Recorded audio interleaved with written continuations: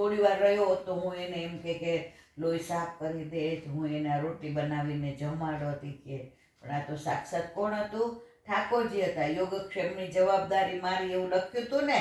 ઓલાએ વહામીના બદલે શું કરી નાખ્યું હતું? દદામી કરી નાખ્યું હતું કે મારી આપીશ તને. હવે આવ્યા પંડિતો સ્નાન કરીને સંધ્યાવદન કે ભોજન તૈયાર છે ભોજન. તો પછી આમ બહાર બેઠા હતા. તમને કોઈ ઉપર દયા નથી કે? મોટા પંડિત થયા છો, આખો દી લખ કરો છો, તમે 5 હાથ પૂરા છો, તમારે ઈ કે બોરી ઉચકીને લઈ આવે ને. પેલા 5-7 વર્ષના નાના છોકરાની ભેગી બોરી મોકલી, અહીંયા બધું હોચીને દડો થઈ ગયું હતું અને તમને જરાય દયા ન આવી. કે મોઢામાં શું માર્યું હતું તો લોહી લોહાણ થઈ ગયા હતા, લોહી નહોતું. ઈ કે હે શું?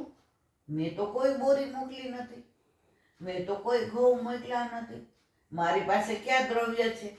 મારા ખિસ્સા તો ખાલી છે, મારી પાસે તો કાંઈ છે જ નહીં. તો કે અરે સાક્ષાત ઠાકોરજીએ મારા માટે શ્રમ લીધો. તો કે એના મોઢામાં લોહી નીકળતું હતું. લોહી શું કર્યું હતું?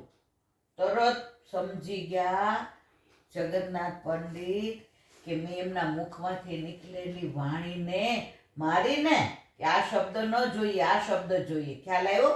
મુખમાંથી ગીતામાં વાણી કોના મુખમાંથી નીકળી હતી? ઠાકોરજીના. હવે એ ઠાકોરજીએ લખ્યું હતું કે ના આવું ન હોય, આમ હોય. તો ઠાકોરજીને વાણીને મારી કહેવાય ને, ઘાત કર્યો કહેવાય. એટલે મોઢામાંથી લોહી નીકળતું હતું. અને પછી જઈને તરત એમણે સુધારી નાખ્યું કલમ લઈને કે મારા પ્રભુ કે કોઈ દી ખોટું હોય જ નહીં, વહામી જ બરાબર છે, મારા જીવાના ભારને વેંઢારે છે અને મારી બધી યોગક્ષેમની જવાબદારી ઠાકોરજીએ લીધી છે. એટલે ક્યારેય મારે આની અંદર કાંઈ ફેરફાર થઈ શકે નહીં. ખ્યાલ આવ્યો આખી વાર્તાની અંદર? તો આ યોગક્ષેમની જવાબદારી આ ગીતાના શ્લોકનું પ્રભુએ આપણને સમજાવી દીધું કે જો તું, એટલે જ અર્જુનને કહ્યું ને હવે તો બધી ચિંતા છોડ દે.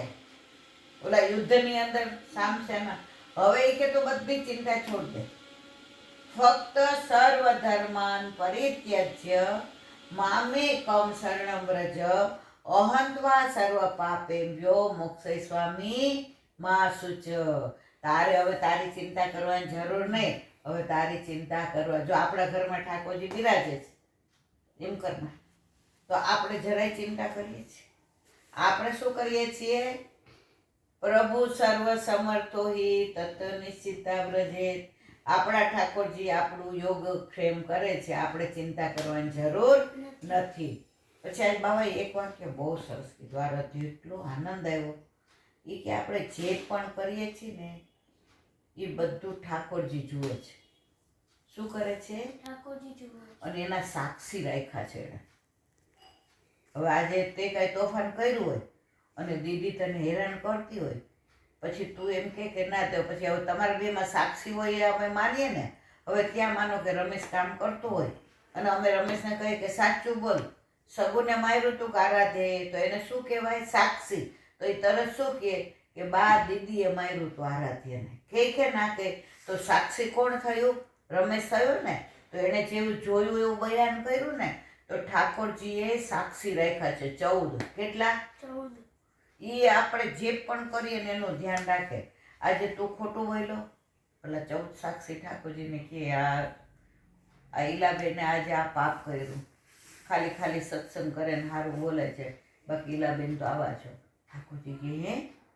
પછી એ કે આ રીખવભાઈ, તો કે એ તો ઠાકોરજીના સુખનો જ વિચાર કરે છે. તો બધાના સાક્ષી કોણ? આ 14. કોણ કોણ? સૂર્ય, ચંદ્ર, તારા, પૃથ્વી, આકાશ, જળ, અગ્નિ, વાયુ, દિવસ, રાત, સંધ્યા, આ બધાય કોણ છે? પ્રભુના સાક્ષી. હા, એટલે 2-3 બીજા. તો 14 આ કોણ છે? પ્રભુના. ધરતી, આ બધાય પ્રભુના સાક્ષી છે. આકાશ, તો આ બધા પ્રભુના સાક્ષી છે.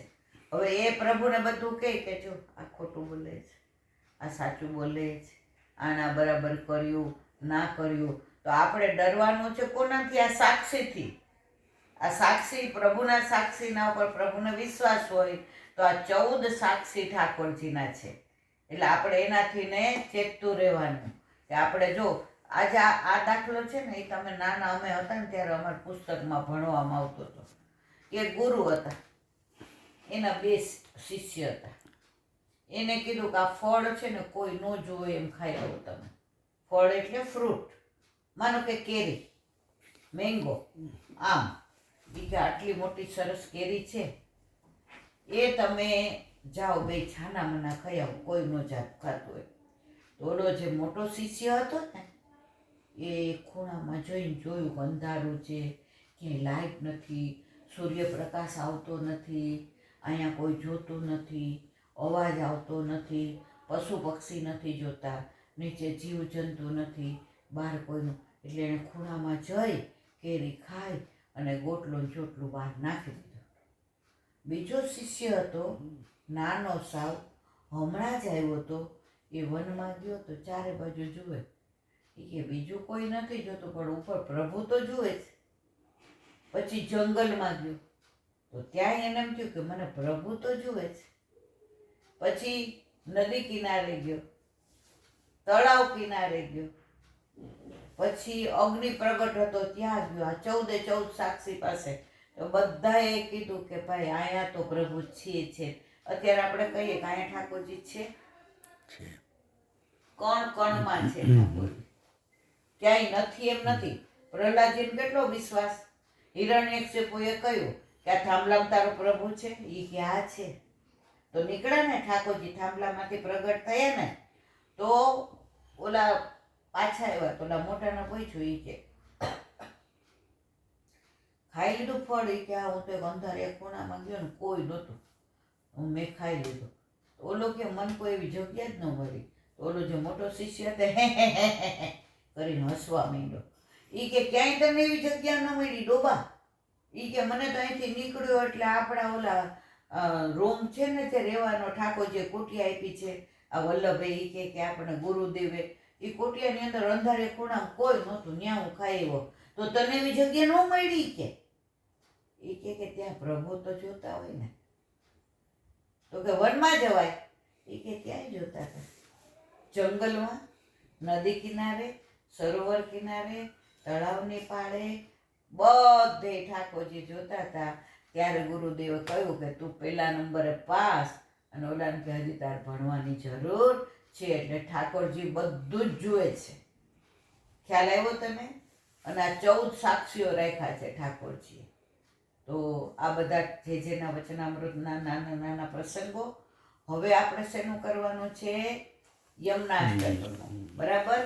બોલો શ્યામ સુંદર શ્રી યમને મહારાણી કી જય.